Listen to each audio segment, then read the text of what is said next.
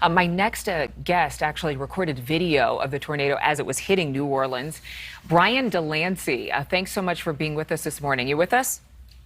Yes, good morning. There you are. Okay, so take us through your experience. You realized you were actually watching, what, a local news station, and then you realized the tornado was right outside your window? Yeah, so we're watching the local news station, and well, we got the alerts on our phone, and then usually when they have the alerts on the phone, the local news station goes immediately to tornado coverage. So I turned it on the TV, and then they were showing like the cone of where the tornado was going to go, and my neighborhood was inside that cone. But as it got closer and closer, as it was crossing the Mississippi River, the cone shrinkened, and it looked like it was going through the Ninth Ward and Araby neighborhood. And it stopped raining, so I kind of walked outside, and then I just saw these blue flashing lights, and then just started recording. So did you go outside thinking it was safe, or that you were in the eye of the storm?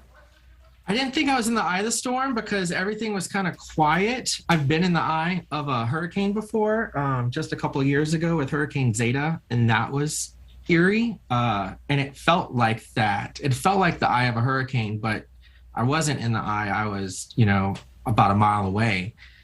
And you just, you see all these flashing blue lights, and you'll see it kind of come together and then get bigger and then come back together. And I have friends over there. I mean, it's only a mile from here. So, I have friends over there, and I was worried. And, but also on the TV, they were showing that it was going to keep going over Lake Bourne. So I expected it not to come towards me, but then towards the end of the video, I was like, uh-oh, what's going on? Let me get back inside. So you got back in the house.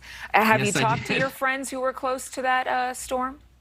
I did. And as you were saying in the newscast, my friends are safe, but like across the street, a house was completely demolished and their house untouched. Wow, well, that's, we see that happen time and time again. You didn't have any damage to your home, right?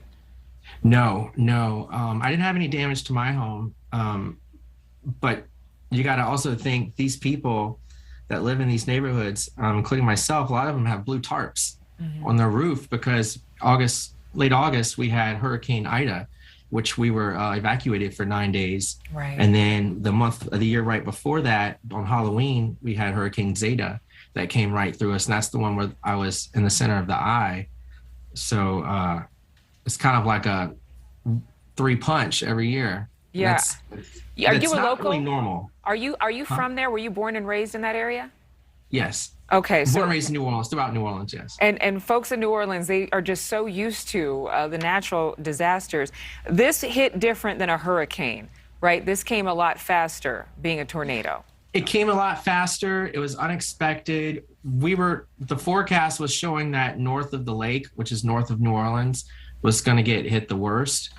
And then when it went through Baton Rouge, there wasn't any tornadoes. So we thought we'd be pretty much in the clear.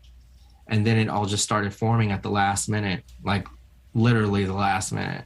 Brian DeLancey, thank you so much for sharing your story. I'm so glad you and your friends are safe, and I feel for all of those whose homes are destroyed or damaged. Again, I'm glad you shared that video, those blue lights, the transformers likely blasting, giving us a look in the sky. Thank you again for joining us live.